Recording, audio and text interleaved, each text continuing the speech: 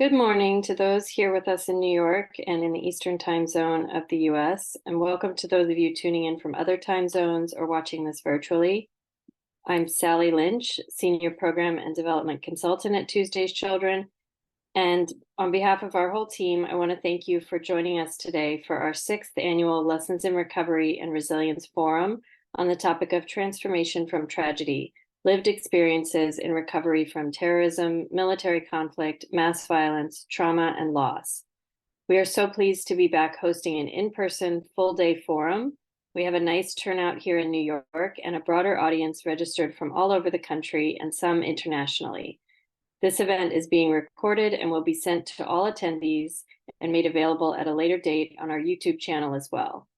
We've curated a program today that we hope will inform, educate, uplift, and inspire. Today, you will hear from some compassionate speakers, survivors, service providers, advocates, and agents of change with lived experience that show the strength, resilience, and kindness of the human spirit in the face of tragedies. This forum will look to the past through conversations with firsthand survivors who have faced adversity, and experts who have guided response efforts. Our conversations today will help to navigate how we can collectively meet the challenges of the present and future with compassion and coordinated care. Although just last week, we marked 22 years since the 9/11 tragedy from which Tuesday's Children was called to its mission, this work is more relevant than ever. When we set out to do this work, we made a promise in the wake of a devastating tragedy that shaped our lives and our world. We have extended that promise to meet the needs of new generations of children and families. Since 2001, Tuesday's Children has assisted over 50,000 individuals across all US states and in 35 countries. One of the goals of our Lessons in Recovery and Resilience events is to provide a platform for the lived experiences of the families and individuals we have served and supported, and for those voices to be heard and resonate to a broader society. Today, we are bearing witness to powerful life stories, and we want to meet everyone here with compassion, dignity, grace, and gratitude. Whether you're joining us in person or virtually, we encourage you to explore the online workspace and event page to view full speaker bios, take part in live discussions, interactive polls, and even a feelings wheel where you can indicate how you're doing today. This workspace will stay live for 30 days for you to access some of the resources we've shared. Those of you who are with us on site, we are pleased to share resources from Tuesday's Children and some of our partners at the tables as you enter the meeting space. We will also be serving lunch and refreshments in that area. You may bring food into the meeting room. Resource partners with us today include Stars of Hope, Vibrant Emotional Health, AmeriCorps for Seniors, COVID Survivors for Change, and our special adorable guests, the therapy dogs from Crisis Canines. Thank you to all of these partners for joining us today and to our tremendous roster of keynote speakers, expert panelists, survivor panelists, and storytelling panelists. We are aware that some of the subject matter today may be activating or upsetting, so please know that our team is available for support during and following the program. On site here in New York, you can connect with anyone on our team, and our partners in the hallway are also available to offer therapeutic activities. The dogs are available for belly rubs and pets, which are very comforting. For those joining us virtually, you may private message us on Zoom or Housepace. If you take a break from the content, rest assured that session recordings will be shared after the event. I want to give a big thank you to our dedicated team of colleagues at Tuesday's Children who have organized all the logistics of this event today. Catherine, Kathy, Sarah, Monica, Nikki, Victoria, Abigail, Amanda, Claude, and Kelly, and all our staff who fulfill our mission day in and day out. I'm honored to work with you all. These Lessons in Recovery and Resilience events would also not be possible without generous funding and support from the Department of Homeland Security, Center for Prevention Programs and Partnerships, Targeted Violence and Terrorism Prevention Grants Program, the New York Life Foundation, and the Brave of Heart Fund. Thank you for continuing to support this work. We are grateful to Vibrant Emotional Health and their crisis emotional care team for being such a tremendous resource And an additional shout out to our colleagues at the UN Office of Counterterrorism and UN Counterterrorism Center for always being willing to join in these events and this mission with us. And finally, we want to thank the American Red Cross for hosting us here in Midtown Manhattan in this facility that often serves as central command for disaster and crisis response efforts. What an incredible organization that does so much to help humans across the globe. And at the mention of the Red Cross, it is my honor to invite up our first speaker of the day, the interim CEO of the American Red Cross of Greater New York, Celena Roldan Sarillo, to welcome us with her brief remarks. Celena has held many roles at the Red Cross and is usually covering the Illinois region, but as a true responder, she answered the call to help and stepped into this leadership role in the New York region, and we are thankful for her service. Good morning, everyone. It's an honor to be here with all of you this morning, and as Sally mentioned, I am here in the Greater New York Red Cross serving on an interim assignment for the next couple of months while they are looking for their next CEO. My normal day job is running the Illinois Red Cross, which is the second largest region of the Red Cross, serving 12.4 million people across Illinois, and I'm based in Chicago. But my parents are originally from New York City. My father is originally from Brooklyn, and my mom is from the Lower East Side, and my grandmother lived to be 100 years old and lived on FDR in Houston. See, Houston, I can say it correctly. So they said that I could keep my job here at the Red Cross. But I think, like many of us, my road to service, I'm a social worker by training and by heart, also started with my parents and my family. My father is a Vietnam veteran. He served 13 months on the front lines in Vietnam and came back really saying he wanted to live his life in honor of those who didn't make it back home. My mother has a doctorate in clinical social work, and she has worked with communities for over 40 years in Chicago. So I really, and I will also say, she became a disaster mental health Red Cross volunteer once I started at the Red Cross. So I think that for a lot of us, and where I've grown up and understood service and also resiliency and compassion certainly came from what I understood my parents' lives to be. I've had the honor and privilege of serving at the American Red Cross for the last 8 years. I've deployed 6 times to different disasters across the country, Paradise wildfires, Hurricane Harvey, the hurricanes, and for Hurricane Florence, as well as other horrific and tragic events. Probably the most significant event that happened in our own backyard in Illinois was a year ago, which was the mass shooting event that took place in Highland Park. And so for those of you that may remember, this was the parade that took place on July 4th, where 7 people were killed and 42 people were shot. The American Red Cross stands up family assistance centers during times of mass casualty events, and I spent the next 2 weeks there trying to support the individuals, the communities, the children that were coming in that had experienced this horrific event.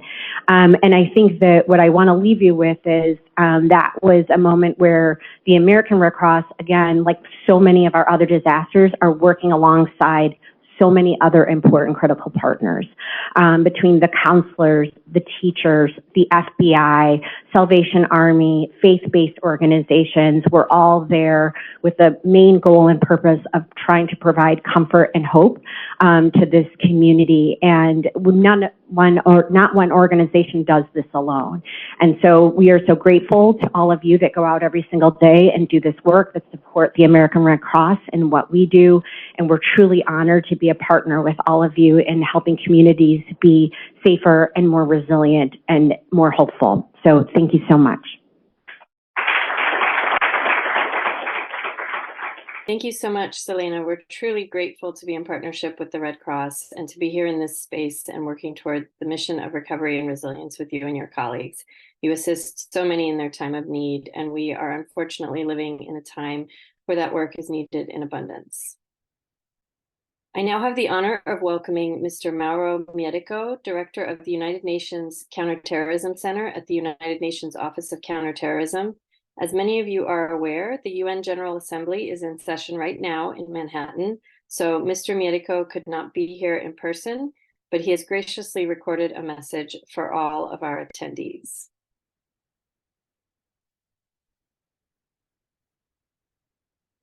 Ladies and gentlemen, it is my pleasure to address this Lessons in Recovery and Resilience Forum.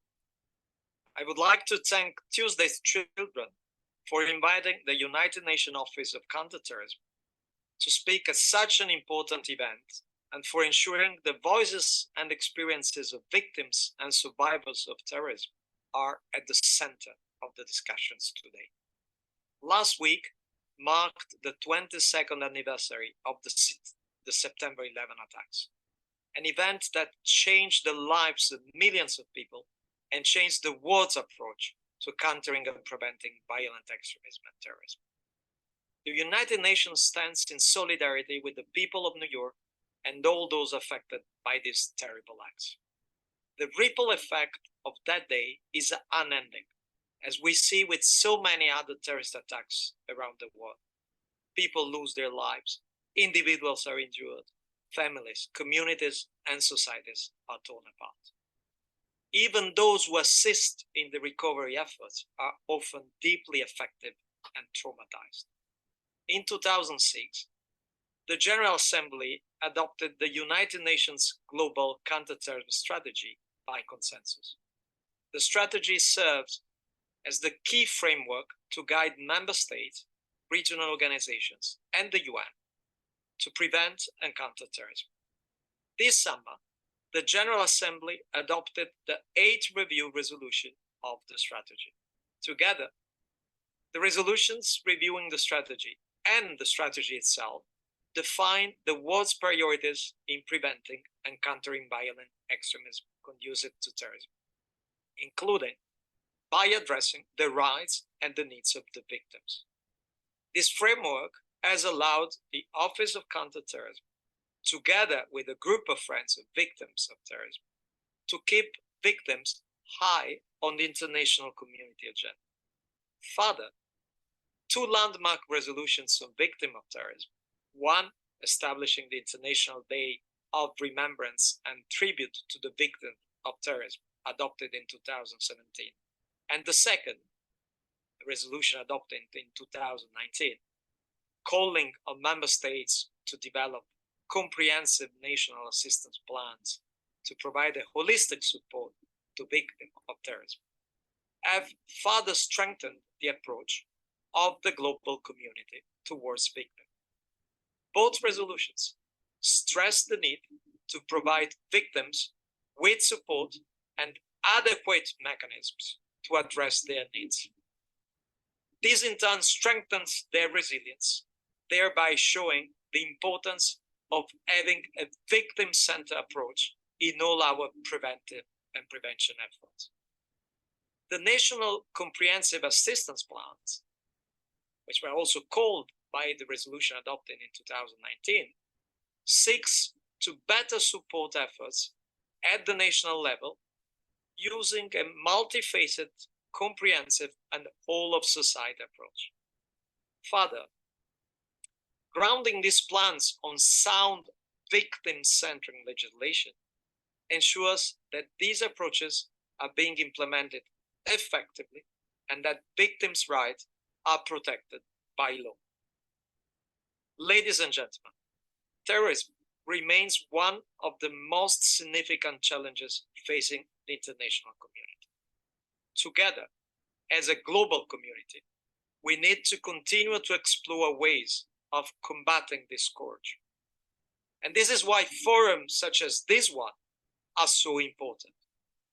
We need to come together to listen and learn from each other and put into practice practical, evidence-based solutions for the betterment of not only individual victims themselves, but for all of our societies.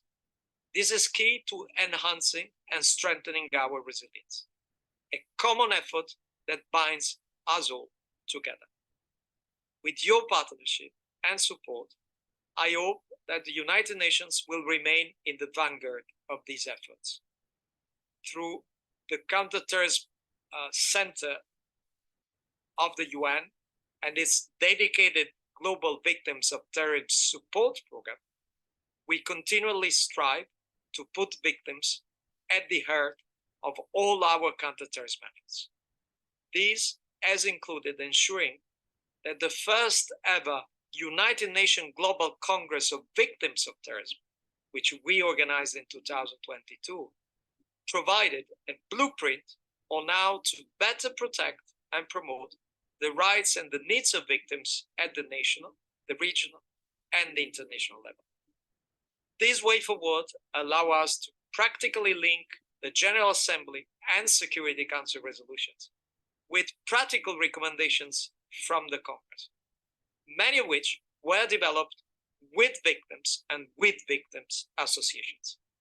This ensures that our responses to victim needs remain timely and appropriate. The 6th commemoration of the International Day of Remembrance of and Tribute to the Victims of Terrorism also focused on the importance of recovery and resilience.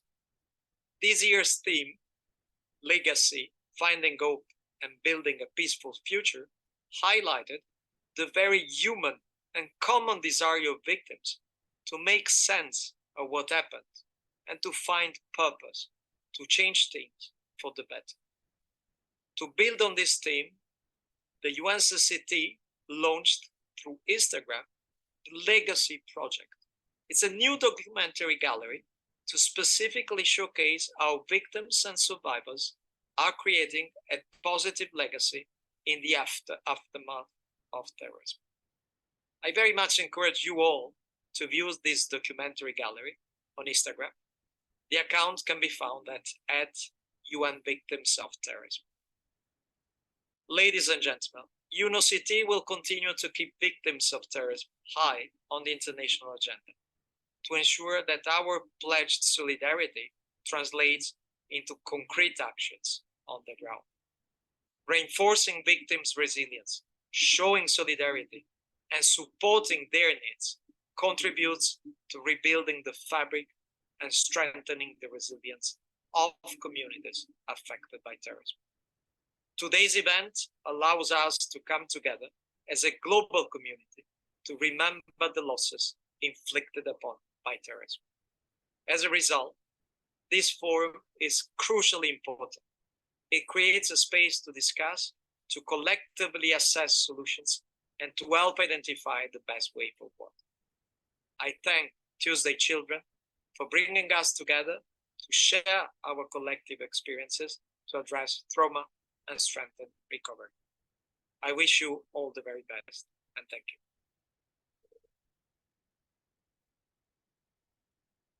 Thank you. It's truly humbling to hear Mr. Miedico's words about Tuesday's Children and this forum, and to be in the company of his colleagues with whom we've been in partnership for so many years. We hope to continue to build on this work and that this forum will help amplify the voices of victims and survivors and keep them at the center of our focus and in the core of our hearts. And I do encourage you to check out the Legacy Project on Instagram. It is at UN Victims of Terrorism. They have some wonderful stories up there. It's a really beautiful campaign. And now I'd like to introduce our first keynote speaker of the morning. Officer Harry Dunn is a man of great stature in more ways than one. It's my first time meeting him in person, and he is truly very tall. He stands about 6'7", towering above me, and he also stands his ground. On January 6, 2021, Officer Dunn was on duty at the U.S. Capitol. He was one of the brave officers who protected our country that day.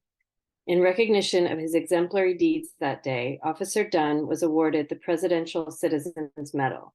Since that day, he has entered another righteous fight, one for accountability and for humanity. Prior to entering law enforcement, Harry Dunn got a degree in public health. Equipped with that foundation and the compassion he learned from his parents, he raises awareness for mental health, and in particular for the well-being of responders and those who are impacted by and exposed to violence.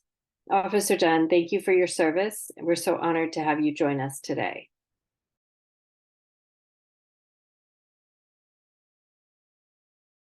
Morning. How y'all doing? Good. So I asked how y'all doing. A lot of people, a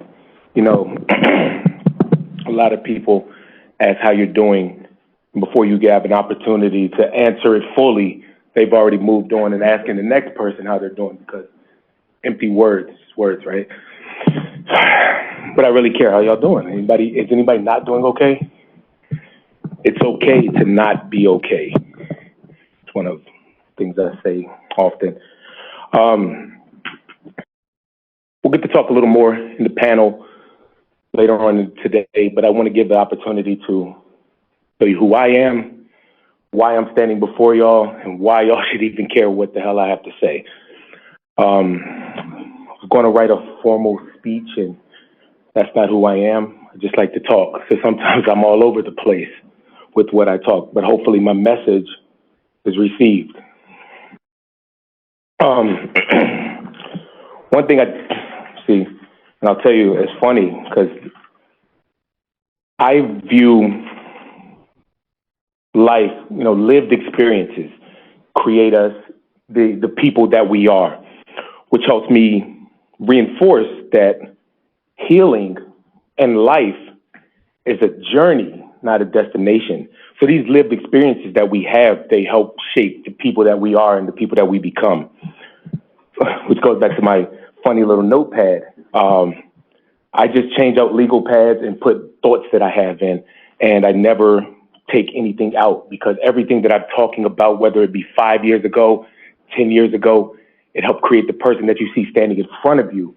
And all of these notes that I have, I just add to the person that I am. One thing I did want to start with, I struggle with being celebrated while I'm healing. A lot of people see me and they want to say, thank you for your service. We appreciate everything that you've done. Those intentions are so genuine. They're pure. They're so sincere. And I'm thankful for all of these people that think the world of me. Walking down here from my hotel this morning, I stopped 3-4 times on the street. And hey, you're the guy from the 6. I see you on the news all the time. Yeah, it's me. Hey, thanks. All right, good to see you. But while they're celebrating me and they just say thank you for everything, what does that do? It makes me relive that experience. So while their intentions are pure, they're genuine, they're so authentic, and God knows I love it and it means the world to me. It's something there that you can't get away from what happened. January 6th is coming up on 3 years since that happened, and I'm still in court providing victim impact statements, fact matter issues, and getting cross-examined by defense attorneys who are representing individuals who believe that they were right that day. And some of the times when I testify after the defense attorney is trying to shred my credibility or poke a hole in my story, afterwards they'll come out and, hey man, minutes after they were on the stand trying to. One of the things that I've repeatedly said in my victim impact statements when individuals are being sentenced is that people ask me if I've had flashbacks of that day. It's hard to have a flashback of something when it's continually living in your mind and in your head. It's not over, so I can't have a flashback because it's still playing. Like I can see things so vividly. So no, it's not a flashback. It's a reoccurring nightmare almost. When I talk to some of my friends, some of my family about, hey, I'm not doing all right now. I'm angry about all the news. And that's another thing. It's everywhere. If you follow politics at all, you will not hear a day go by that January 6th is not mentioned. Not one day go by. And I work in the crime scene still of where it happened. You got to keep that in mind too. So when I talk to my friends, talk to my family, they say, hey, just disconnect. Don't turn the news on. Go out with some friends, have a nice dinner. Great idea. Great idea. Calling my friend. And I realized, wait, I met you because of January 6th. Everything is like intertwined. Or I go somewhere, the waiter comes over. Hey, you're that guy. So I'm trying to disconnect, right? but it's everywhere. So how do you heal and how do you survive mentally, emotionally with something that's everywhere and you can't get away from? Anybody know? I'm asking. I don't know. I'm trying to figure it out. Until somebody comes up with the answer, what I do, I have to shift my perspective. It's not going away. It's not going anywhere. I'm facing it head on now. I don't have a choice. It's here. So I can go under this table and hide and just be consumed by it, or I can own it, create the narrative that I want. And that's what I've chosen to do. I don't know what the hell I'm doing. I'm just doing what feels right. It's funny. I got an agent because I wrote a book and I'm in high demand on the TV and I'm still working a job. I need somebody to answer the phone for me. You know, so that agent, I talked to a couple respected people in Congress and some high-profile people that I know that I trust. And like, Harry, this is what you need to do. So I talked to a few people, and I interviewed potential agents. And in every interview, I told them, I said, I have no clue what the hell I'm doing. Follow my heart. And here we are. This is where it's led me. I'm all right with that because I'm talking to y'all. I'm hopefully reaching one person today. I can reach one person just to give them a little bit of determination, resilience. Keep going, keep going. And it's all worth it to me.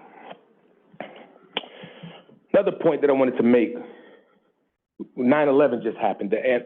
I hate the word anniversary, the date that it happened many years ago. And everybody started, comparing January 6th and 9/11 terrorist attacks on the country. And I hate the idea of comparing people's tragedies and comparing people's trauma. It's not a comparison at all.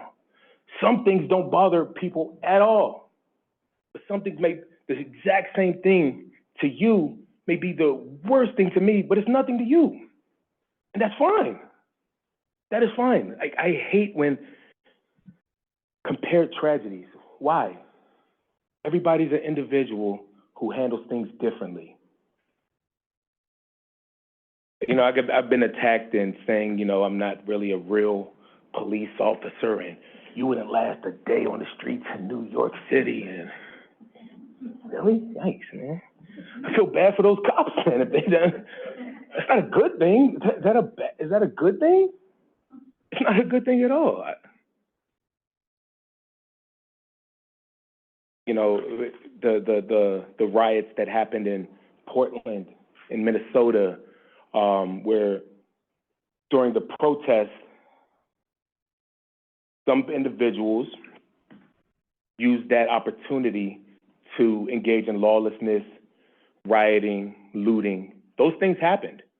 There were people that burned down their cities. That stuff happened. There were business owners that had their businesses raided and looted and their whole life taken from them. Those people are victims too. And their stories need to be heard. Everybody's story deserves to be heard. I just refuse to shut up. Why is your story? No, it's not. My story's not important to anybody else is in this room. But I just refuse to shut up. Some people aren't resilient. That's not a knock on them. I begged my coworkers to join me, talk with me, go tell your story. My story is different than yours. Hey, Harry, man, I don't know, but I good for you, but that ain't for me. Okay. I'm here if you want to talk. Hey, Harry, I ain't got it. My wife said, hell no. No. You look what they doing to Harry. No way. But can you say this for me? I'd happily tell your story. If I'd be your mouthpiece, fine. One of the things that one of my buddies, another officer from January 6th, Michael Fanone, I always joke with him. I tell him, we It's January 6th United us because in no world would we be hanging out drinking beers together, and in no world, we're completely different, like nothing in common at all. But one of the things that we do have in common is we care. We give a damn about right and wrong. He always says that one of the biggest threats to this country, to this world, to the human race is indifference. And that, I tell you, he said that once. And every time I get an opportunity to talk, I always bring this up because it's so true. Nobody cares unless it directly affects you, it directly affects them. Nobody cares. Because we're all going through stuff, right? I got my own problems. I ain't got time to help you. I get it. Maybe my parents raised me a little different, you know? I think both, you can do two things at once. One thing about trauma that's helped me to continue to be this vessel. That's why I'm a vessel. Help me. Talking about it has been therapeutic for me. So I'm selfishly up here healing in front of y'all right now and giving y'all something in return. But this is about me. I appreciate y'all being here. But this is about me. I'm healing right now. This is great for me. I'm glad that y'all here, though. You're looking so intently, a couple smiles every now and then. Right? There's one thing on here. See, that's why I'm all over the place. My friends asked me on my way here, my hotel's by the Krispy Kreme with a giant hot sign right now. And I posted a picture of it. She's like, "What, you NYPD now?" I was like, nah. But then the person asked me, do you get nervous talking in front of large groups of people? No, I said no. Being vulnerable, being yourself, erases the need for a desire to be perfect, let alone good. This is who I am. I don't like it. Sorry, I never pretend to be anything that I am not. So that's why if this talk, seeing my voice, my face, hearing my voice, gives somebody just a little bit of inspiration or resilience, or I'm glad that it can help. We'll talk a little more later in the panel, a little later today, and I'm really excited to that. It's going to be a very good discussion. But thank you all for having me here, and I appreciate the opportunity to stand in front of you all. So thanks, y'all.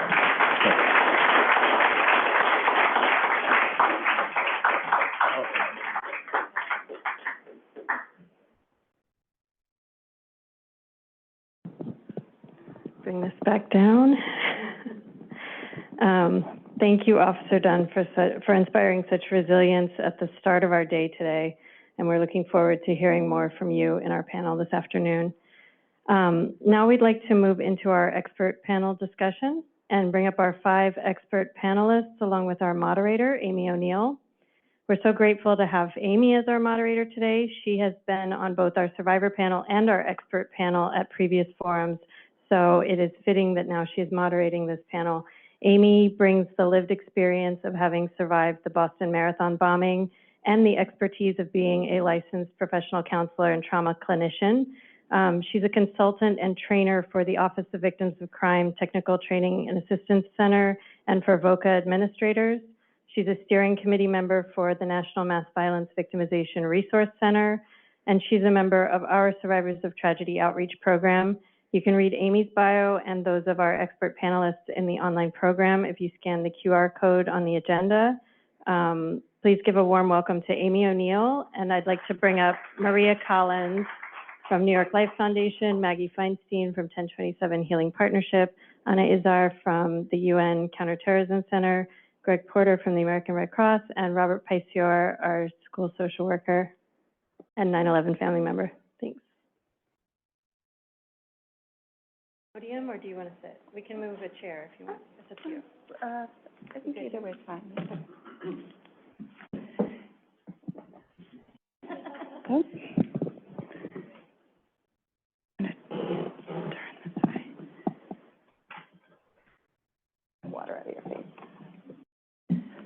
Thank you, Sally. Really excited to be here. As Sally mentioned, been a part of the survivor panel, the expert panel, and now here as a moderator. So really grateful to be here. And I think we heard the theme today is very much about how do we respond to life changing in a moment, which you're going to hear more about from our expert panelists and from our keynote speaker and Mauro as well. So having the opportunity to read these amazing questions about your expert panelists has been humbling. As mentioned in some of the introductions this morning, experts serving compassionately, working together in the face of tragedy with their own passion and kindness, their generosity of spirit and information, and sometimes through their own pain to help make that peaceful future that Mauro talked about. So I guess we're just going to dive in and use as much time as we can for you to hear from your expert panelists. So I'm just going to go ahead and read a question, and whether it's the Office of Counter-Terrorism, the New York Life Foundation, military service, or service through lived experience, you know, here's your experts, so make sure you take time to speak with them between sessions. So Maria, we are going to dive in right into the deep end here.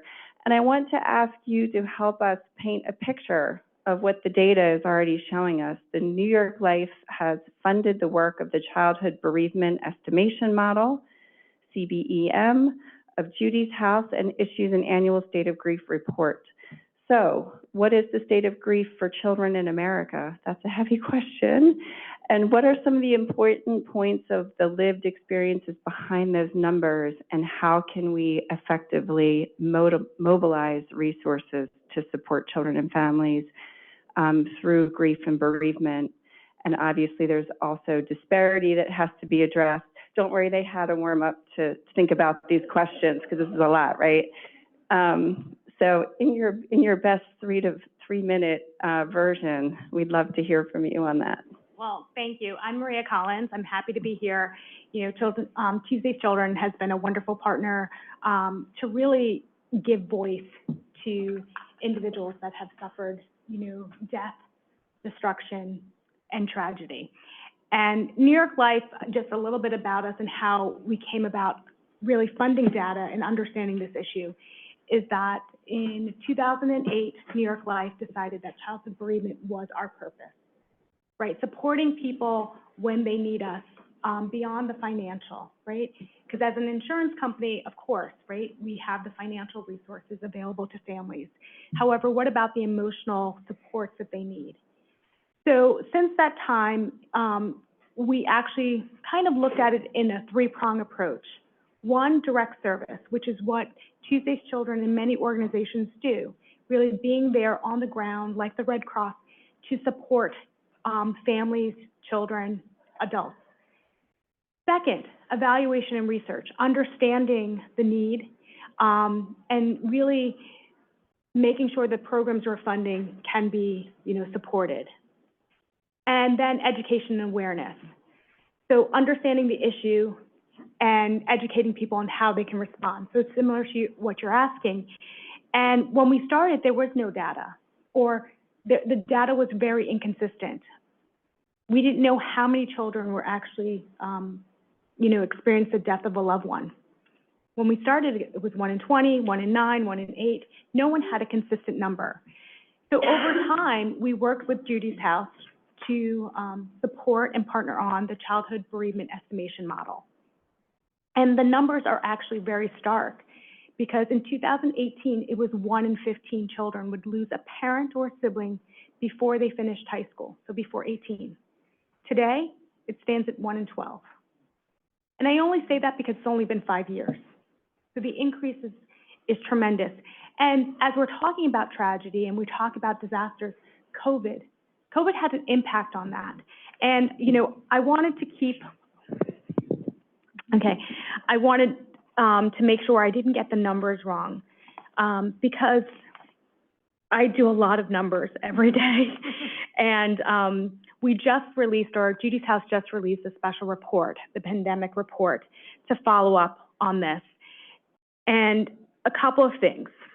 One, there are more than 260,000 children under the age of 18 newly bereaved due to death.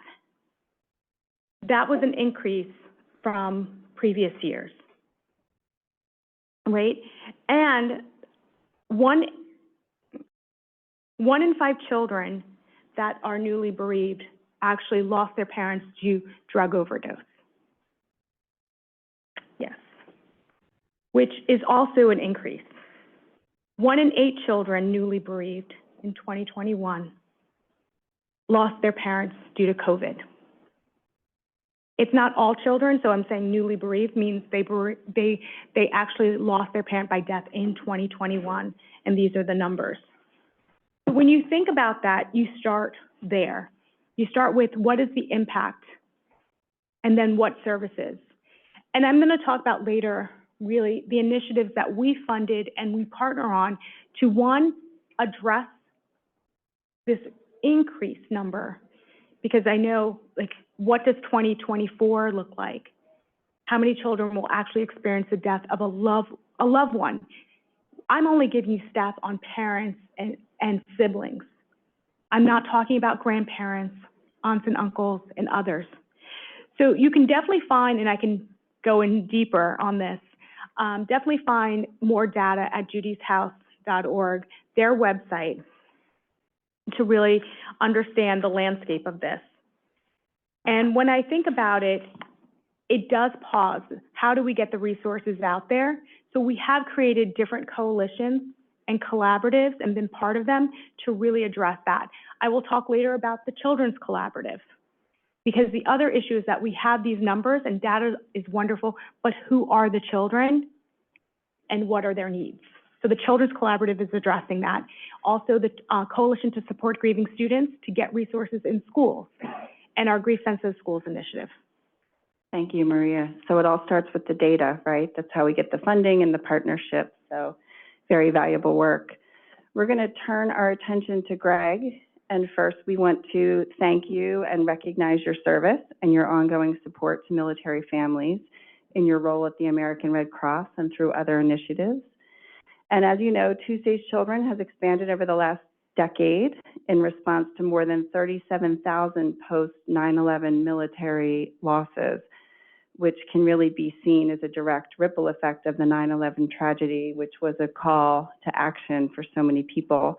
Can you reflect on the significance of 9/11 in the military community and what these 2 decades of conflict have meant for military families and veterans and how their needs have evolved?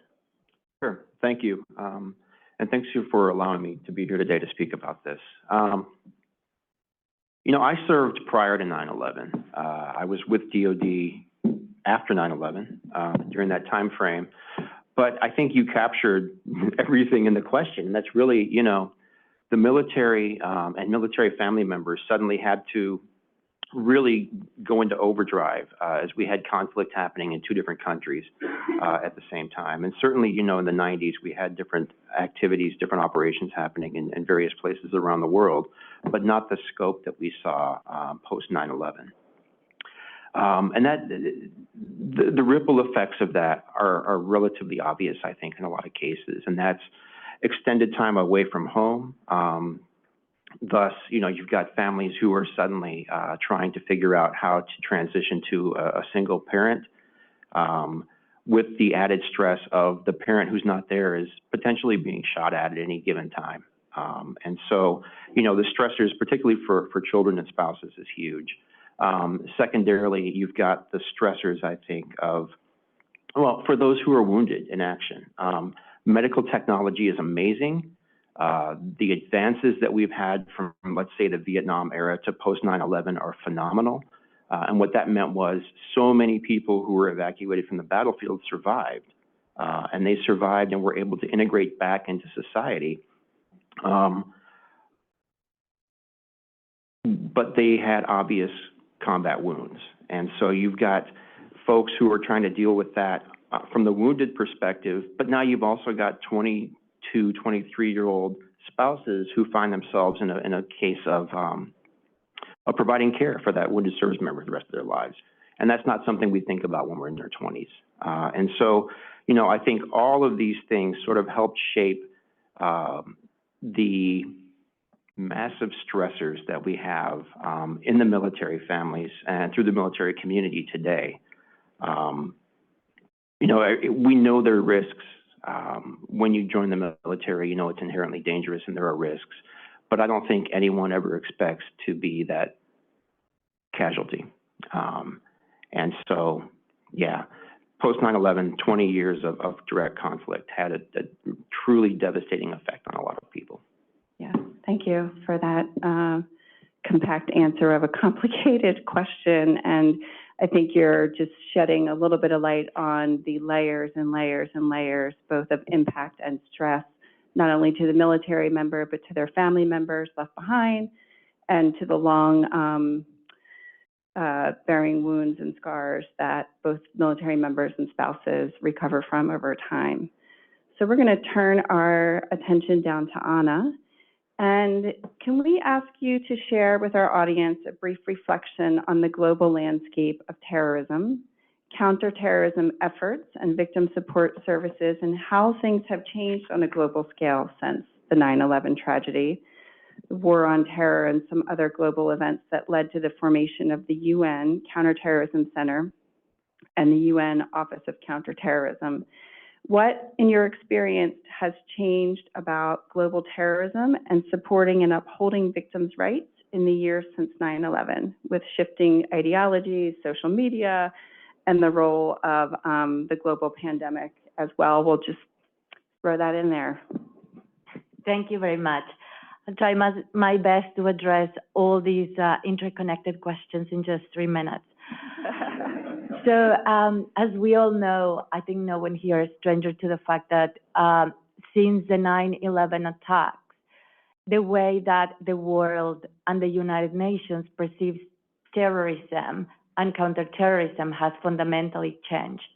For once, the 9/11 attacks were some of the first attacks that happened live on and were televised as they were happening, which means that it was right there before the eyes of the whole world to see the fact that no one was safe or immune from terrorism, and that a terrorist attack could happen anywhere and affect everybody and potentially reach into the peaceful world as well.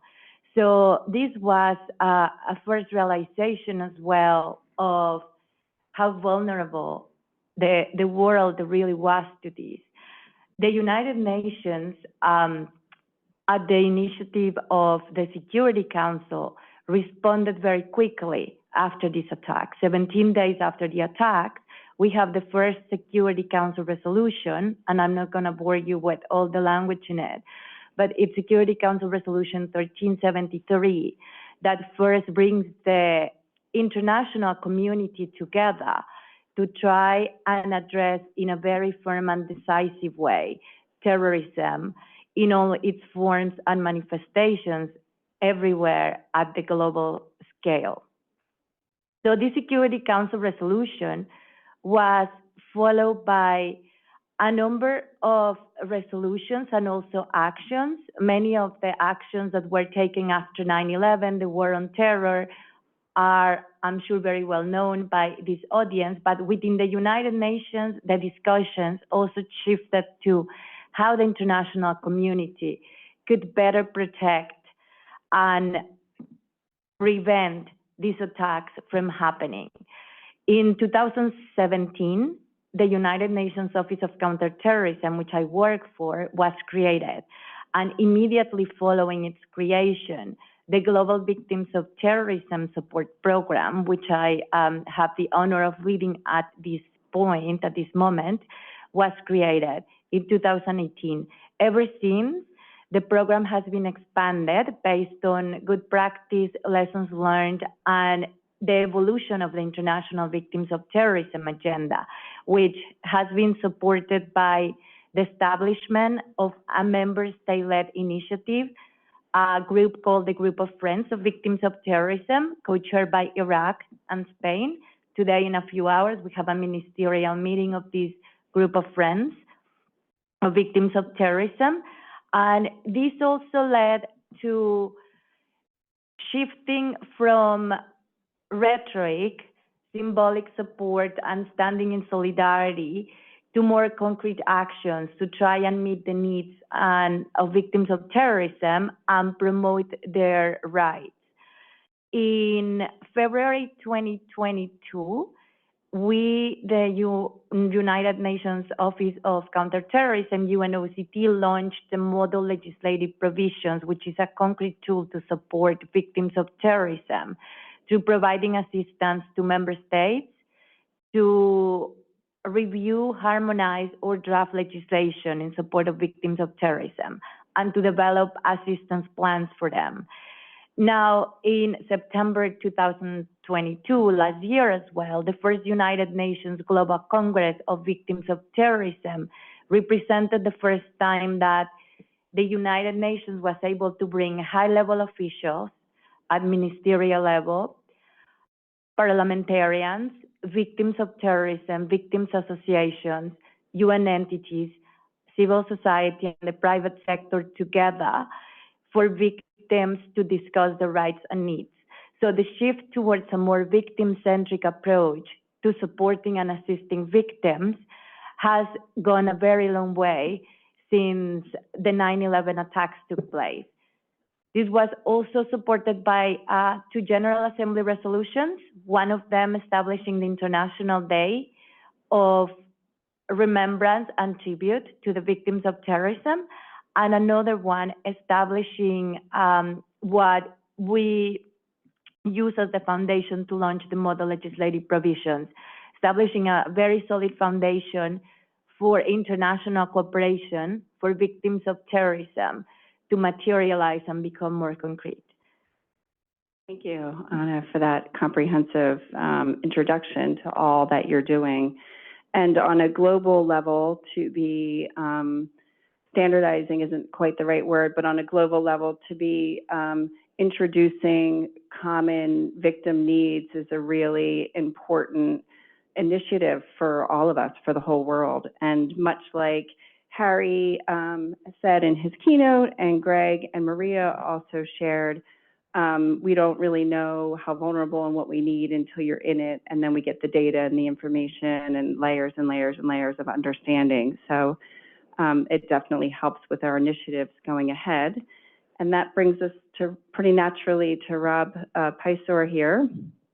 So you are both a clinician and a survivor, and work in a school setting focusing on grief and trauma, and has brought peer support to global victims through Project Common Bond, one of the initiatives here of Tuesday's Children, and given your voice to coalitions like Survivors of Tragedy Outreach Program, otherwise known as STOP, reflecting on your personal experience and professional experience. What guidance would you give to clinicians responding to traumatic events and working with survivors recovering from traumatic events?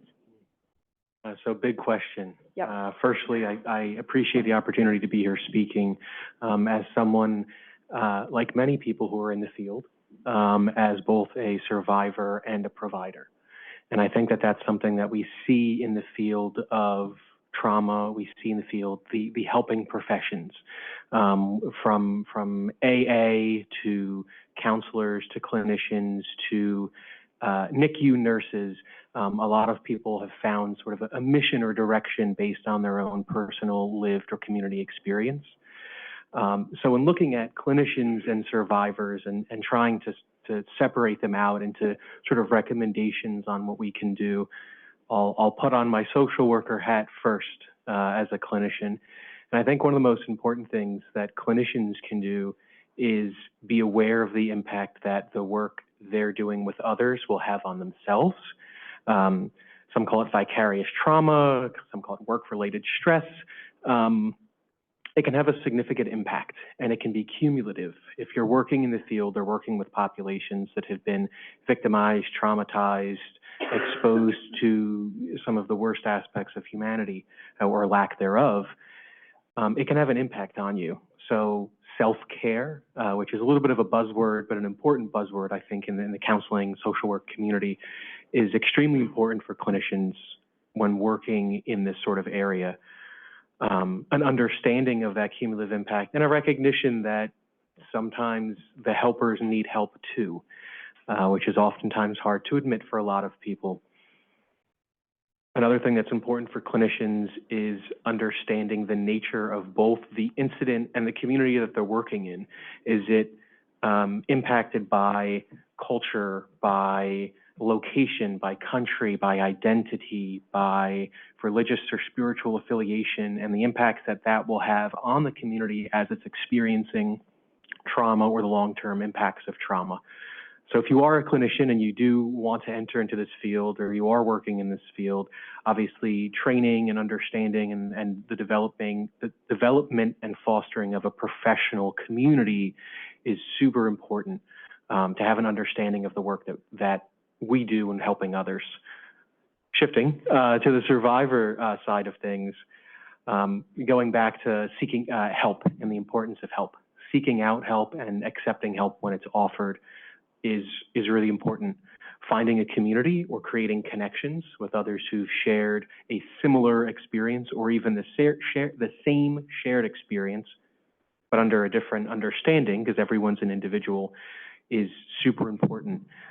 In my case, I had the benefit of working with several nonprofits, Tuesday Children chief among them, and getting to attend Project Common Bond and connecting even with a panel speaker who will be speaking a little later on the survivor panel, but an opportunity to connect and create lasting friendships that culminated even at, in my own personal case, a table at my wedding where everyone at the table had lost a father. So it was had a sort of negative connotation of the table that didn't have fathers, but it was because we all got to meet. So like Harry said, people that I ordinarily would have never met, never developed a connection with or shared any community with, I've now had the opportunity to do so. So as a survivor, I encourage everyone to try to form that community if it's not there, or join it if it already is, when they're ready. And for some people, it's in the direct aftermath. For some people, it may take a decade. For some people, it may take 2 decades. And some people may have a tough time ever getting to that point. But trying to be involved and stay connected as a survivor, I think, is really important. And to circle back as a clinician, just understanding and taking care of yourself while you help others. Yeah, thank you. Really wise words on both sides of that lived experience. And pointing out that, understanding the unique needs and context of every community or event, people that you're working with. And I want to say too, just highlighting what you're saying about the connection, making the connections. And I think UNOCT does that with its Victims of Terrorism program. You're going to hear from Maggie next. She's going to talk a little bit more about that as well. But having that opportunity to make connections helps to eliminate some of the loneliness that survivors feel, right? Harry, you're talking about that as well. So that impact that we don't know until you live it, this is how it starts to show up. And then, experts being here sharing your experiences is really helpful for the service providers to know better. And just a little plug, as a licensed professional counselor as well, I'm all about seeking help. I've been in therapy for 11 years since the bombing. I still love it. I did cancel my appointment for tomorrow though, because I had a conflict, but I highly suggest, using your services as well. So we're going to turn to Maggie Feinstein. Maggie, you coordinated the community response efforts to the 2018 mass shooting at the Tree of Life Synagogue in Pittsburgh. And mass shootings have occurred now in so many settings with various motives, but this one was both an anti-Semitic hate crime and an act of terrorism. And you and your colleagues at 1027 Healing Partnership have done tremendous work from day one, providing a safe space and supportive services for the surviving family members and for the broader community, who also has its own impact to learn to understand. What are some of the unique things you encountered in this response effort, and what are some of the things you expected, and what came up as more of a surprise in the early days and then as time went on? Thank you, Amy. So, I mean, I think first of all, to say what Officer Dunn said earlier, which is really resonates with me, is it does not feel like I'm an expert relative to this table. This is, you know, it's not an area of expertise anybody ever wants to have. I came to this work really because I grew up in the quiet neighborhood of Squirrel Hill where the attack happened. And that when my community was suffering, this sort of sense that I had to be part of a solution because otherwise that suffering wouldn't lead to healing, and that was my concern. So relatively, I really don't feel like an expert. And on the other hand, I will speak whenever I can to give voice to the experience that our communities had. And so the unique aspects, right, that unfortunately it's not unique to have a mass violence incident. I was, and what is unique is that this was, as is often used, it's against my religion to you say the word largest anti-Semitic attack, the most fatalities on U.S. soil. And so the fact that, you know, what is unique is that we are a mass violence response that really has to integrate into a religious community. We were not the first people to do that. We learned a lot from our colleagues in Charleston in the Mother Emanuel shooting. And unfortunately, they really had a lot of lived experience that helped to guide us. So it is unique that it was a Jewish institution attack. It was not unique that it's the first response to an attack in a religious house of worship. We are, you know, a very historical neighborhood. You know, my children are currently 5th generation growing up in the same zip code from both of their grandparents' sides. So just to sort of give a sense, and it's a very quiet place. And when the attack happened, then this sense of shattering of safety, not just for a quiet neighborhood, but also for the sanctity of worship. There were 3 congregations who were worshiping at the Tree of Life Synagogue that morning. They all have their own unique character to them, and they were worshiping in the same building because functionally that was what was working. And so those 3 congregations, along with the other 7 congregations that were worshiping that exact same time, that exact same morning, within a mile radius of where the attack happened, have had to face what it is to be a victimized entity. And I think for me, that was one of the biggest surprises of this work, is that there are victims, and then there's a number of organizations, institutions that are victimized. And so the way that really shapes a community is that you have those who have suffered the loss directly, and then you have the institutions or organizations or congregations that had provided some sense of resiliency already within the community when there's been a death or when there's been something that are shaken to their core. They're not necessarily in their A game to be able to respond to individual needs because they're also an institution that has been victimized. So, you know, what has been a challenge and maybe a bit of a surprise is figuring out how to navigate that. How do you navigate the fact that their congregational life won't be the same, and that the way that we've come, but it took, you know, a long time to understand that the individuals who were killed while they were part of their congregational families. And so the idea of what do you think about when you are the institution, and then what do you think about when you're the family whose loved one doesn't come home, and how do we navigate those things, especially as a tight, close-knit community where we are all very much in relationship to each other. We've benefited, and we'll talk a little bit about this in another question, but that we've benefited from the wisdom of other people, and we really have tried our best to learn from other people. And Cliff Channon from here in New York, he came and provided a lot of assistance and gave us some wisdom. And one of the people who is a victim in our community said to him, how did you navigate this work with so many people, over almost 3,000 people who had been killed? How could you possibly listen to all the victims? And he said, it was easier than it will be for you all. And what he said was, you have no choice but to hear every single voice. We had to only hear the voices that came up because there was, you know, functionally no way we could hear every single voice, but it's your job to find every voice. And so I think that, you know, for communities who have been impacted by mass violence incidents, and, you know, the learning we've had around the intent, motive of the person who commits the crime, the community in which it happened, and recognizing how do you rebuild the sense of resiliency for the institutions that provide stability in the communities, and then how do you attend to the needs of what you're seeing arise. And I think that, you know, we will hear about models, we hear about different sort of ways, but there's not really a great model for how do you have a good ear to the ground temperature gauge, who are your champions, who are you listening to within the community to better understand what the realities are, and what are the pain points, and then also what are they able to navigate themselves that I've learned that I thought certain things would be pain points and I was wrong. And so you really, it's that deep listening, and I, you know, was very happy to hear the director speak about really victim-centered responses. And I would say that that is hard and always worth working towards. That making sure, and I'll just sort of say that one of the most important things for resiliency centers that are getting started is how to remove the ego of the institution and center the experience of the community. And that is absolutely paramount and really difficult to do. It sounds like the United Nations, right?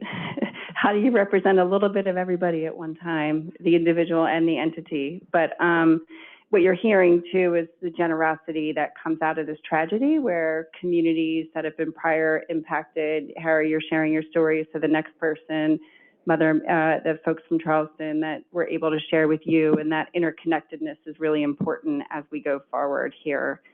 And how do we make meaning from it, which is one of the important questions. We're going to go back to Greg, because I think he also is talking about unique needs. Just to Maggie, I really didn't think about the entity piece too. It's such a valuable piece of information, so my mind's swirling on that for the moment. But Greg, we know that military families also face many unique needs, and many veterans have PTSD or trauma due to service and injuries, post-deployment stressors, food insecurity, homelessness, and suicide rate among veterans have reached unprecedented heights. 4 times as many U.S. service members have died by suicide in the last 2 decades than on a battlefield, which is alarming. And for tens of thousands of families who are grieving the loss of a service member, we know there is a secondary loss for so many families who relocate off base or to other states. Can you talk about some of the work being done by the American Red Cross and other organizations to work to address the needs of veterans, their caregivers, and families? And is there any promising work that you can shine the light on that really need this improvement? Sure. So I think the Red Cross, just based on my role, we're very active in this space. We try hard to integrate ourselves with the military community, to become a resource for the military community and the veteran community as well.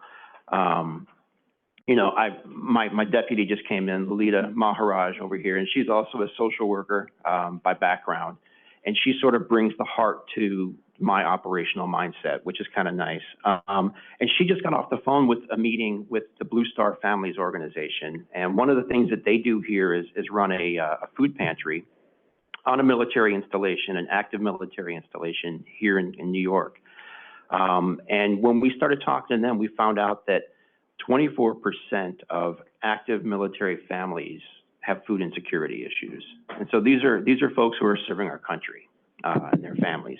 And so we're becoming more active in that space right now, working with the Blue Star families and seeing what we can do. Another place where we really focus a lot of our efforts is on resiliency. We have licensed mental health professionals who are volunteers on my staff, and we hold small group resiliency workshops for veterans, for active duty service members, for family members, and for the caregivers that I talked about earlier who have found themselves in that position of caregiving. So we'll work with Wounded Warriors, we'll work with VFWs, American Legions, the VA. Military commanders will call us to come in, excuse me, and bring our services and our workshops onto the military installations. And I'll tell you that the military is really focusing hard on trying to bring mental health resources and resiliency resources to the service members. But what's often left behind are the family members. And so we're focusing a lot of our efforts on those families. And again, just to try and give them some stress relief opportunities, an opportunity to be heard. And I think the cool thing about our services are we're safe. We're a third party coming into a situation. We're not going to report back to a commander. We're not going to report to the VA. We're not going to keep records on the things that were discussed. And so oftentimes that leads folks to be much more comfortable coming to our services. But there is still an issue with the mindset that, you know, service members don't need mental health assistance, and it's detrimental to them. And so we are working with other organizations to try and overcome that as well. But I don't know how that's going to happen. Thank you. So we'll keep plugging therapy for everyone. Thank you for that response. And I love the idea of resilience and teaching people how to tap into what they already possess, right? How do we cultivate and how do we bring forward what we have inside us, you know, when we're tasked with going through some unimaginable, life-changing tragedy, which will take me to Anna. We can't talk about global institutions like the UN without immediately thinking of so much turmoil in the world, especially at present, with the global humanitarian crisis, refugees fleeing conflict zones, seeking safe harbor, escalating threats of terrorism and unrest, coupled with tragedy after tragedy in recent months and weeks. This is why Rob says we have to remember to take care of ourselves when we do this work. All of these present unique security concerns and widespread disparities. Can you talk about if and how some of these emerging needs are shaping policy decisions of member states, impacting the work of the UN Office of Counterterrorism, and what role civil society partners can play in improving support for global victims of terrorism? Thank you very much. And again, I'll try my best to just summarize in just a few minutes everything that the UN is doing and can be doing, and how the international community has been shifting as well as the times shift. So I think one of the main realizations once UNOCP, our office, was created, was that terrorism and violent extremism, radicalization, do not happen in a vacuum. Often, indeed, this happen through conflict zones where there are compounded crises. These compounded crises mean that the victimization that happens there is also a compounded type of victimization. We see refugees, we see displaced people, we see victims of mass casualties, we see victims of famine, we see all kinds of marginalized and disenfranchised populations that are at risk of becoming victims of terrorism or at risk of radicalization. I think this realization was very clear on the mind of the international community when the global counterterrorism strategy that the director of the Counterterrorism Center, Mauro, just spoke about in his keynote remarks. When the global counterterrorism strategy was first developed by the international community, there was a recognition that one of the main tasks was to try and prevent some of what they call the root causes that led to the rise of violent extremism and radicalization. Then as time went by, it was as well better and better understood that there were voices, such as the voices of victims and survivors, and the idea of putting them at the center, that were very important as the other side of the coin. When you have a perpetrator of terrorism, you also have someone who has been affected by it. And this is individuals, communities, entities.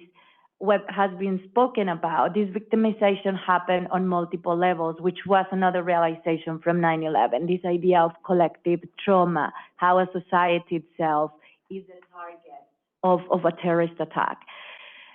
With the multiple reviews that this global counterterrorism strategy has undergone, now we're on the 8th review, we have also strengthened the language and the understanding of how victims and survivors of terrorism can be better supported by member states and by the international community, and how they themselves can be positive agents of change.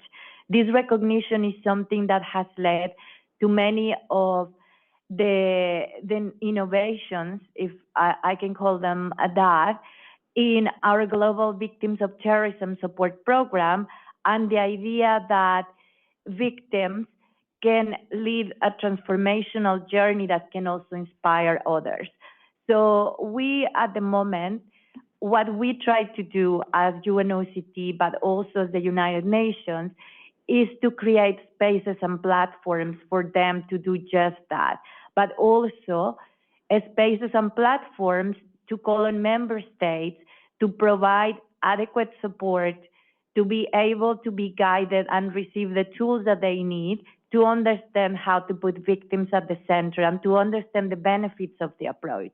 Why, when they put victims at the center, then they are creating not only the resources for healing at the social level, for the recovery of the fabric of a society and individuals themselves, but also they are engaging in a peace-building activity at the largest, because they are allowing a community to heal and rebuild. Thank you for that. We are going to, I think it's important, you're talking about getting to the root cause. So it's a, okay. I think leaning on a light switch over there. All right, we're back. Hope everybody enjoyed the break. So I think just want to highlight what you're talking about, personal resilience, getting to the root cause of understanding what's going on. So we're also have to listen to the victim voices to understand what people really need and develop policy. And I think you're hearing that from everybody on the expert panel today, that the lived experience is really going to be able to tell you what you need to know and how to develop your programming and support around that. And another term that you mentioned is the collective trauma. And we haven't talked a whole lot about that, but there really is collective trauma when there's a large-scale event, active terrorism and mass violence, and that can show up in the wider community as well. So, Maria, we're going to ask you, what are some of the predictions you have for the outlook for children and families that are coping with grief? We're talking about this more widespread collective trauma, right? How can we seize the moment to bring about more permanent systemic changes to the way we meet the needs for family bereavement support? Society is quick to want to move past COVID and put other wide-scale tragedies behind us. And how can we better acknowledge this magnitude of loss and grief, memorialize those lives that are lost, and support the families that are left behind in a more lasting way? We're keeping it easy here at Tuesday's Children. Yes, big question. So one, I agree with you. You know, the data and the research shows that people are ready to move on from COVID, but actually COVID was a pivotal moment. Why? Everyone felt, although it wasn't grief from death, everyone felt a sense of grieving, right? A sense of loss of life, their life in a certain way. And I think that actually raised the awareness on the impact that grief can have on anyone, no matter if you have a support system or not. And through our work, we actually in 2021 partnered with the COVID Collaborative. And we put out a report that talked about, you know, the hidden pain report, that talked about really children that have lost a parent due to COVID. And we used that to really illuminate the issue of grief and loss. And yes, we talked about COVID, but we have transitioned. So to prediction, we have transitioned to the bigger, and which was always our goal, to the bigger sense of how many children will lose a parent, sibling, or others. and what the supports can be. So the COVID Collaborative put the Healing Pain Report out, and then now through the Children's Collaborative, we are actually looking at how, one, to identify, and also how to link them to resources, not just bereavement resources. Everyone mentioned, the financial burden, right? The secondary losses. So the secondary losses for children is the loss of community. So back to your point about how do we support children and families and others in a community if they have to leave, if they don't have the financial wherewithal to stay in their home, in their school, in their job. So my prediction is that there's definitely more awareness. One, we're asked all the time. Through the Children's Collaborative, Utah, if you haven't seen it, we actually launched a pilot in Utah for a couple of prong approach. One, to identify children who have lost a parent. So we're trying to get it on actually the death certificate. Oddly enough, it's not there. So if I die, it's not noted on a death certificate if I'm leaving children behind. Two, we're also working with the government agencies to cross-review records, death records with children to see if they are bereaved. Three, we're also working with a school district, Granite School District, that we put a checkbox on their back to school form. Because again, not standardized, that when I go to school, if my child goes to school, it doesn't ask me if I'm deceased, if they have a deceased parent. And if it is asked, it's not retained year over year. Now that's a generalization because I don't know every school district, but to the most part, it's not coming from the Federal Department of Education saying you have to keep this as a permanent record. So identification is something that actually many states, I was reading articles because we're doing this work, and many school districts are now putting that on it. We were actually, my boss sent me over the weekend, Labor Day weekend, she was filling out the blue card. For those in New York City, the blue card is the emergency card, so think about that. And on there, it's like, has your child experienced grief? There was a check mark there. So I believe that COVID, as horrific as it is and was and continues to be, it has illuminated this issue. And I think, one, places where we congregate, our communities, are trying to find services and supports for all people that are experiencing this. So Children's Collaborative, Families and Children. New York Life is actually working on a workforce bereavement training program for companies to pledge and change and look at their bereavement policy. That has been in the news a lot about how many days you're giving a person to grieve, or how grief supportive are you to your employee, because productivity does relate to how I'm dealing with grief. So my prediction is that, one, I think we have enhanced our grief sensitivity.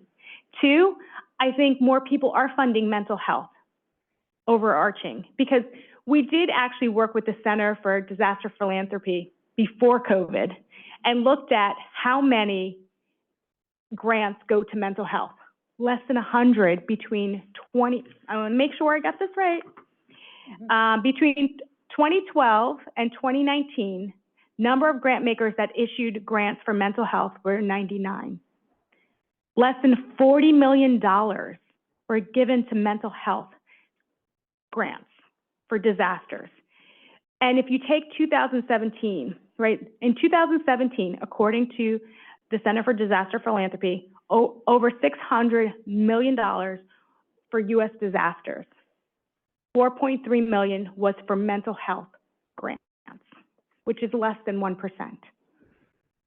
So hopefully we might be doing this research again, because I think that has increased. So my prediction is that the awareness is here, people are interested, people know they're not equipped to support this, and they want resources. Wow, thank you. It's a fantastic example. Anna talked about the transformational nature of victimization, and I think that's what you're sharing, right? That you are getting the form changed and people are thinking about grief and dollars being allocated towards services. And we're also talking about you know, and the question was moving on from COVID and people being eager to move on after an act of tragedy or act of mass violence. And it's something that's really hard to do. And Maggie, we're going to ask you, and I know victims and survivors hate the term moving on because we're talking about moving forward, right? Moving on implies that you forget about something and it's over and now we're on to something else. But the Tree of Life Synagogue mass shooting was in 2018, yet justice is one of the more elusive pieces of long-term healing for individuals and communities directly impacted by targeted mass violence. And many of these criminal cases can drag on for years or decades with painful twists and turns, and sometimes they never reach resolution. So the Tree of Life community has went through a prolonged and difficult trial and sentencing. In your role at 1027 Healing Partnership, and you and your colleagues supported many of the families throughout that process. What are your key takeaways from that experience that may help other service providers, survivors, and communities going through similar proceedings, seeking justice or grappling with the lack of justice, which is sometimes very much an issue, right?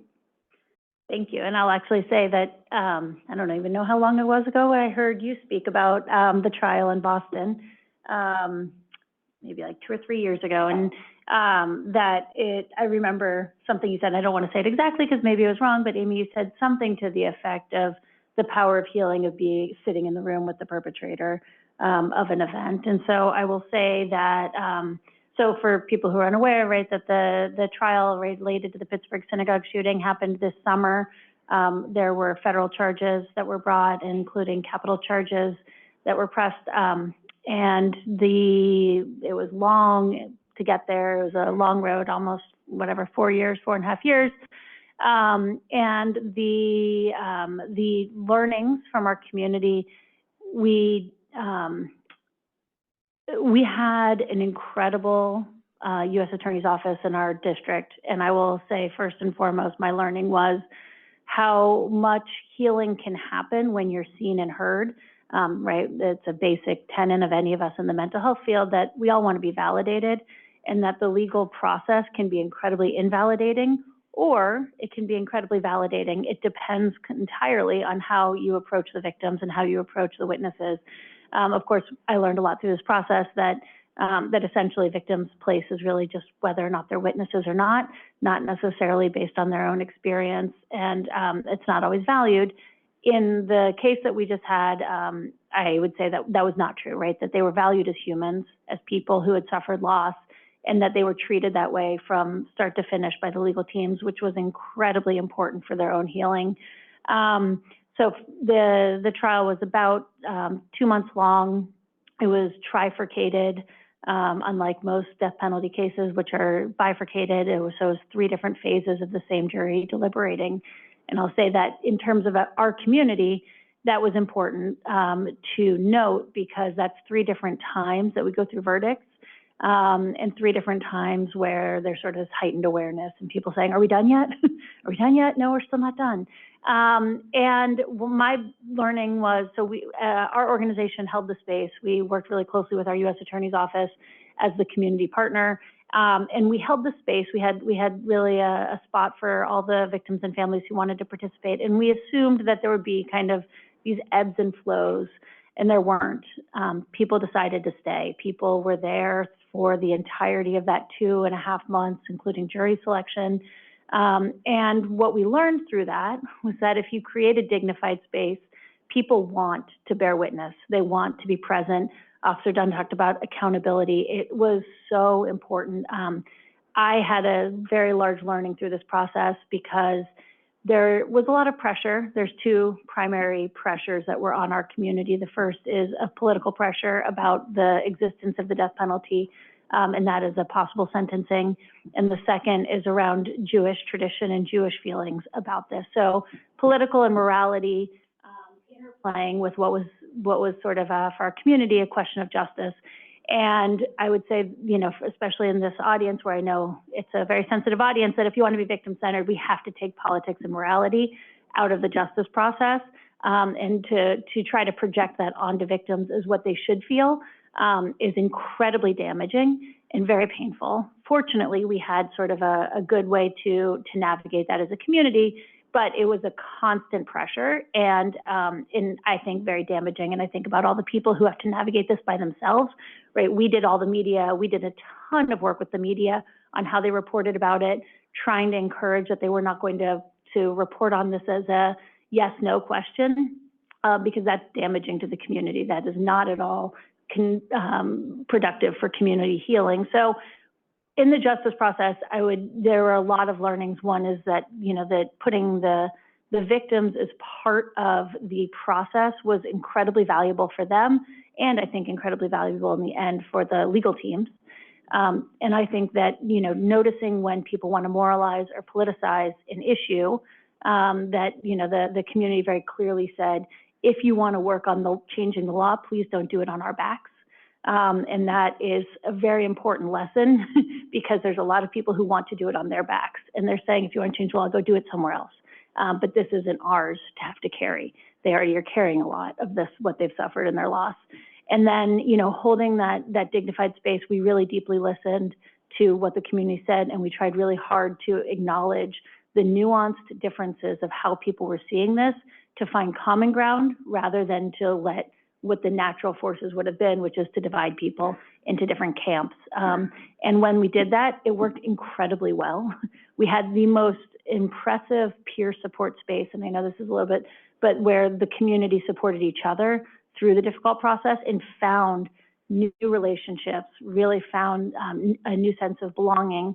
And I think it came up earlier, and both in Officer Dunn and what Anna was just saying, but we started, I come from a background where we talked a lot about trauma-informed care and healthcare, and we were always talking about this concept that people in pain cause pain. And really the part that we've tried to embrace as an organization is that healing people heal people, and that it is also the concept that the struggle is the opportunity we have to continue to spread more healing. And so in the difficult process of the trial, that there was a lot of healing people who were healing people throughout that process. And we would love to be able to support other people. And I think they would like to support other people to know that that can happen. Oh, thank you. Keeping victim-centric practices and policies, even in the face of illegal proceedings and with all the entities that have to be involved with the community, facing a trial is really important because it helps to prevent from further traumatization or ongoing re-victimization. So, and being seen and heard and validated, finding your voice, we heard that also from Harry this morning, finding your words, your voice to tell your story. And that is part of that healing process. And you do that in community. You do that with each other. You do it with other people that have gone through what you've been through. So we're going to turn to Rob, who helps little people find their voices. Looking at some of the alarming things today that children face between isolation from the pandemic, increasing threat to school shootings, gun violence, now being the leading cause of death for children in the United States. Recent reports from the CDC and Surgeon General showing that children are experiencing unprecedented anxiety, depression, risk of suicide, self-harm. What are some of the things we can do besides be in therapy to create better protective factors for youth, to reduce their risk factors, and what can children's current lived experiences teach us, and how can we give voice to their needs? Yeah. So my wife and I say something to our daughter, who's 19 months old, when she's frustrated over something, and we say, it's really hard to be a baby. It's also really hard to be a kid. It's hard to be an adult, and we have our own, trials and tribulations that we deal with, but it's hard to be a kid. And I think that that's something that a lot of times adults lose sight of, is that problems that may seem insignificant to us or problems that we can handle more readily, kids don't necessarily have that. If a child loses part of their outfit on the way to school, they can't run out in lunch and just go buy a new one. If I lost a tie, I can go buy a new tie, it's okay. So it's hard to be a kid. And one thing that's really important in supporting kids, and I want to give a little shout out to Maggie and you as well, is the validation. Two of the most important things for kids is that they feel seen and that they feel validated. I hope as a parent that kids receive that in the home, but I'm aware as a social worker that that doesn't always happen. So sometimes that validation and being seen oftentimes happens in a school setting, right? That's where children spend a lot of their waking hours is with their teachers, with their coaches, you know, community leaders, outside of the home with other adults. So I think an important thing is highlighting the importance of mentors and positive, safe adults for children. Again, we hope that that's in the family.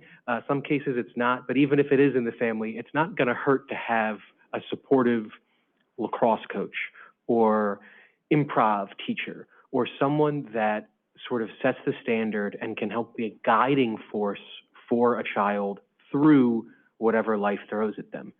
I often make a joke with friends. I have my best friend's an engineer, and he uses math a lot and calculations, and he manages a lot of things. As a social worker working in a school, I have not needed the quadratic formula in a very long time. Not to say that I don't, you know, I'm not thankful for my math teachers in high school for teaching it to me, but emotional well-being, emotional strength, the emotional toolbox that we all develop as we transition into adulthood is often developed on the fly or on an as-needed basis. We all take Algebra 2 or Geometry or Algebra 1 or Calc or whatever else you took, but there's not, to my knowledge, any, and hopefully at some point there will be a class in high school called How to Deal with Grief. At some point in my life, I might make that, but it's something that is universal. You know, the only two certainties in life are death and taxes, and you can avoid one for a time. So something that I think is important is sharing the awareness and the importance of, at least where I come from the school setting, social emotional learning, and the importance that that has for students from a variety of ages, right? Starting at preschool and daycare and understanding, trying to navigate emotions.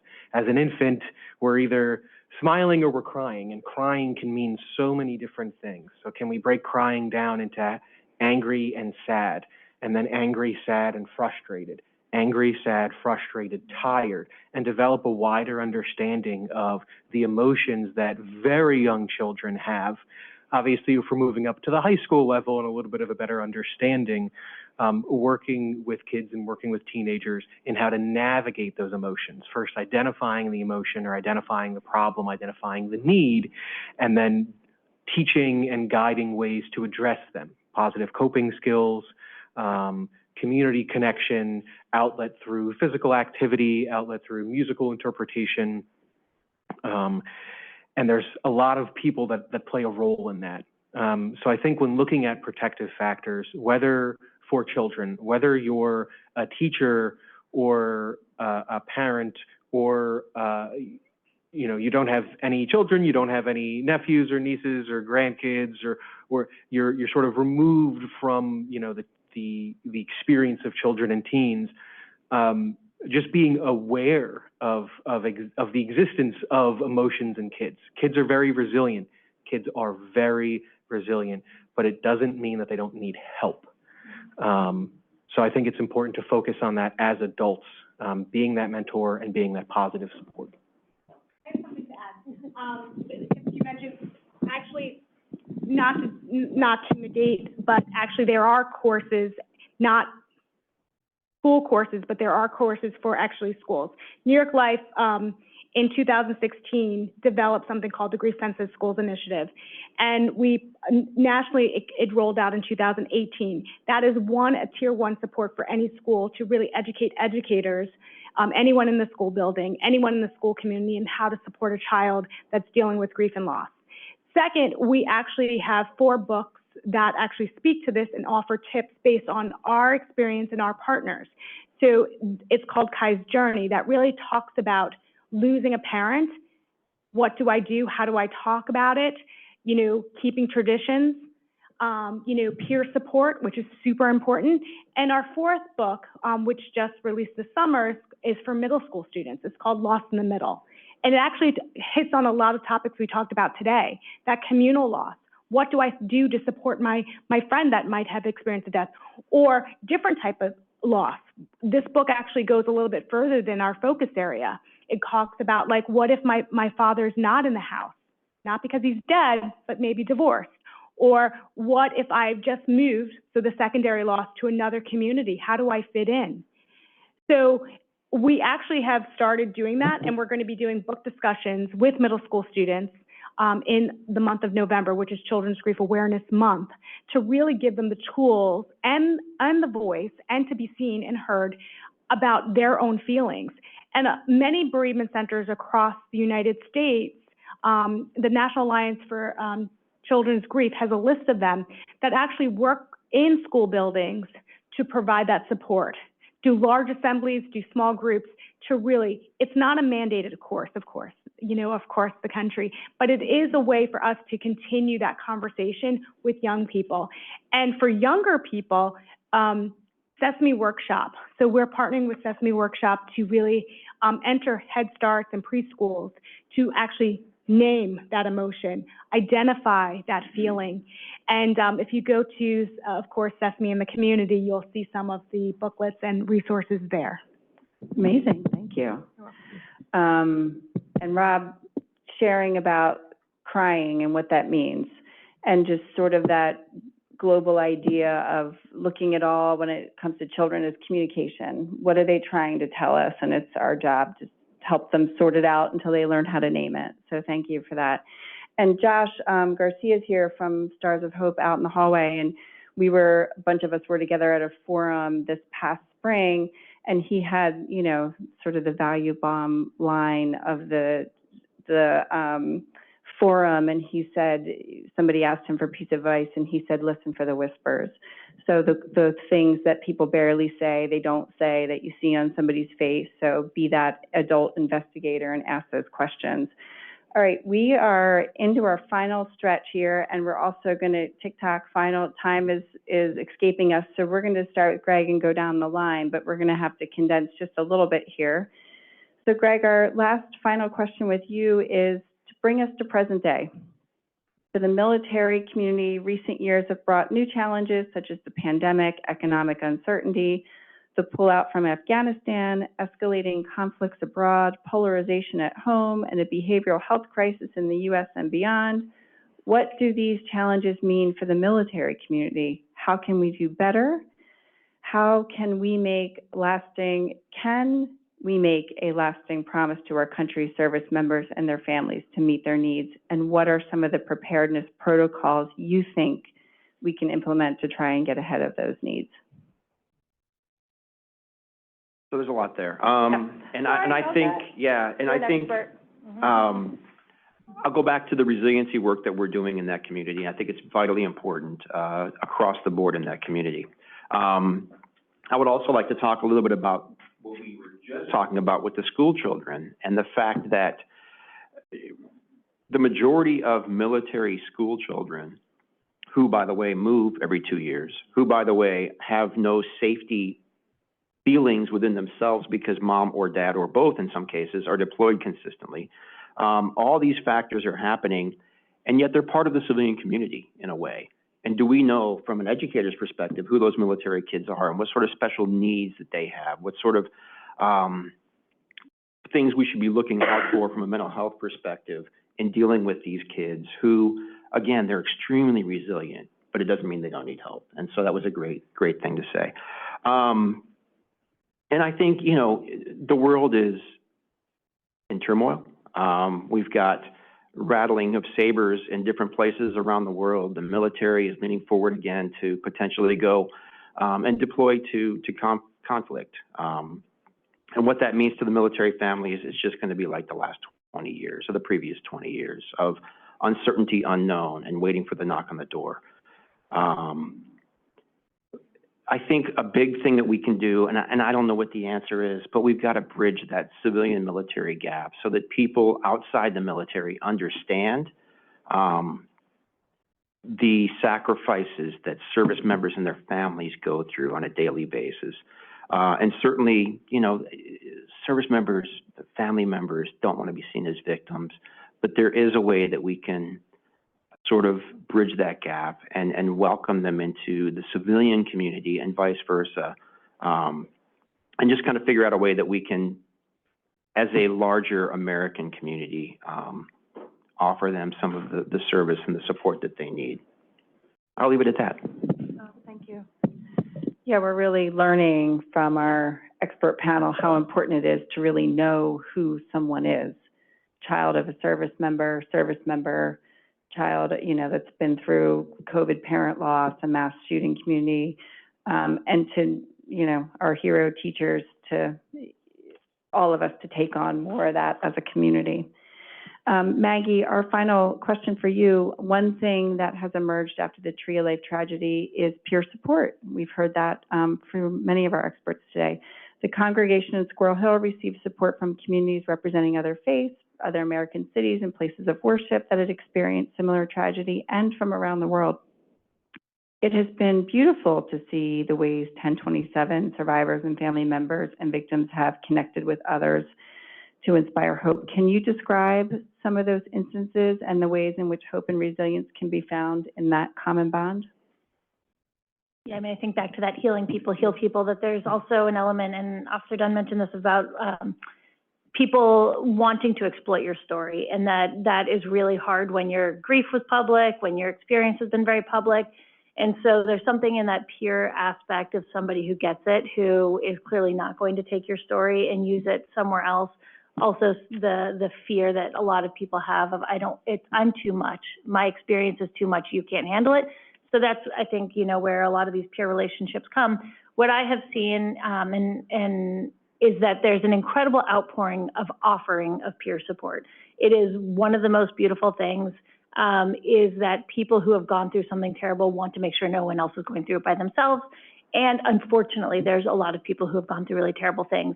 The genuine peer relationships is so important. So what we do at 1027 Healing Partnership and other resiliency centers could do, one of our family members had the idea of something called Families Bridging Kindness. They said, we've received so much kindness, it feels overwhelming. We want to give something back out.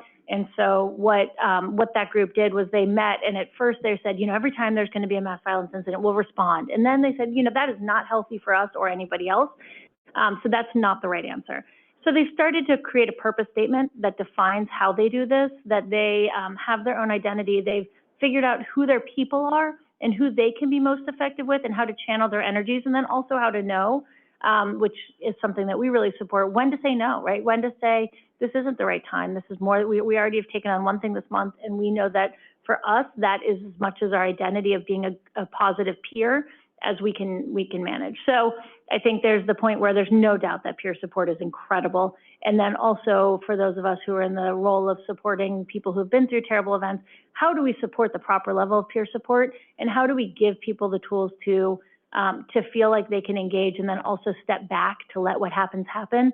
And I'll tell you, I mean, just this week, there was a terrible tragedy for somebody that has become part of our peer community. And she, in the moment, called two of her peers from our community while she was going through this terrible event and just said, I don't know who else could understand what I'm going through. That's, I mean, the power of peer to me is that I can be the therapist that doesn't matter in the moment when you want someone's shoulder to cry on. You want someone who can give you that kind of comfort and validation. And so I am constantly impressed by peer support and aware that there's a lot of work that has to happen to make that something that's constructive. And I think Tuesday's Children's done an incredible job of that. I think that a lot of organizations stand ready but haven't necessarily figured it out as well. And so I think learning from what Tuesday's Children's done too. Thank you so much. All right, we have just barely under 5 minutes. So we're going to hear from Anna and Rob and then Maria again. So Anna, can you describe some of the promising practices that have emerged in working with victims of terrorism and what your current top priorities are for the Office of Counterterrorism? Yes, thank you. Many of those, I'm going to be very, very quick. Many of those priorities have been mentioned during the course of this roundtable. The first one and the top priority for us at UNOCT is the idea of a victim-centric approach. So embedding this culture of victim-centric approaches in a systematic way for those member states, but also peer networks, other UN entities, everyone who is providing support to victims and survivors. The idea of community resilience, so focusing on individual but also community healing when an act of terrorism happens, giving a platform for victims to have their voices heard. The idea of what we were talking about, children have a need to feel seen and validated. And I want to refer again to our project that we just recently launched last month on the occasion of the 6th commemoration of International Day of Remembrance and Tribute to the Victims of Terrorism. It's called Legacy, Finding Hope and Building a Peaceful Future. And it's an Instagram gallery in which victims and survivors of terrorism across the world tell their stories to the world, because this is a way for them to put out there what they are doing in terms of transformation, what their journey has been, and it's meant to inspire audiences, but also to raise awareness about the long-term impact of terrorism and to educate, because it's been seen that providing this type of education or awareness raising can in a way also provide a very powerful alternate narrative to those very loud narratives of terrorist groups and radicalization. We also, the idea of peer networks, that it's particularly important, is one of 7 outcomes of the Global Congress of Victims of Terrorism that we just had in September. As one of the 7 priority outcomes, the idea of creating what we called a Victims of Terrorism Associations Network within UNOCT will be one of our priorities coming up, to provide that kind of space, safe space for victims and victims associations to come together and brainstorm. Then civil society engagement, so community support at the grassroots level, not only provided at the central level by member states, but also the one that is there with victims and survivors day in and day out. And my last point is always taking into account victims' particularities. There are victims and survivors that live in conflict zones, others that live in peaceful societies, but that doesn't mean that they are doing fine. Victims that have been victimized by multiple things, natural disasters, conflict, loss of family members, or they have been victims of other abuses, human rights abuses and violations. So this is particularly important because not one size fits all. So it's important to understand who we're trying to support and have a tailored approach to that too, in a victim-centric way. Thank you so much. We're going to have a final thought from Rob here. And you have a unique perspective meeting you've done this work in schools, you've done this work with Project Common Bond, and you experienced trauma and loss firsthand in your own childhood. See you taking notes. So share with us your final thought or what message you want to leave us with. I'll be super quick. Impacted children become impacted adults. And then Maria, can you give us a final thought as well? Since Rob was generous with his time. Yes, and very succinct. Also, we're all part of the supporting cast in a person's life. Whether we feel comfortable or not, we have to give them the space to tell their story.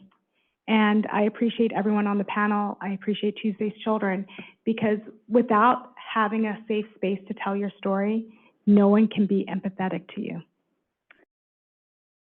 I think our expert panel deserves a round of applause. And gratitude for sharing so much of your work and personal experiences. Please take time to talk to them between sessions and learn even more. Thank you.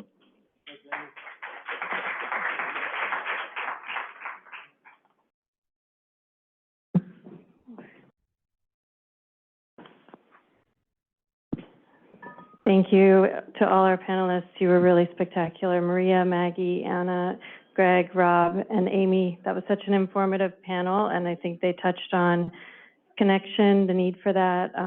You know, we talked about recovery and resilience, and I like the point that was made that resilience doesn't necessarily mean that you have recovered. You can be resilient and still be going through it. I do urge everybody to connect with them. We are now going to take a break for lunch, which will be served buffet style in the front room where you came in. I do want to announce, if you didn't notice, that the dogs are here. Somebody let the dogs in. So we've got 3 beautiful therapy dogs. If anybody wants to visit with them, they're very kind. You can bring your lunch in this room to eat. We might show a few videos in here to keep everybody entertained, but otherwise the main program will resume at 12:15. And for those who are tuning in for the broadcast, that's when we'll start the live stream again. Thanks, everyone.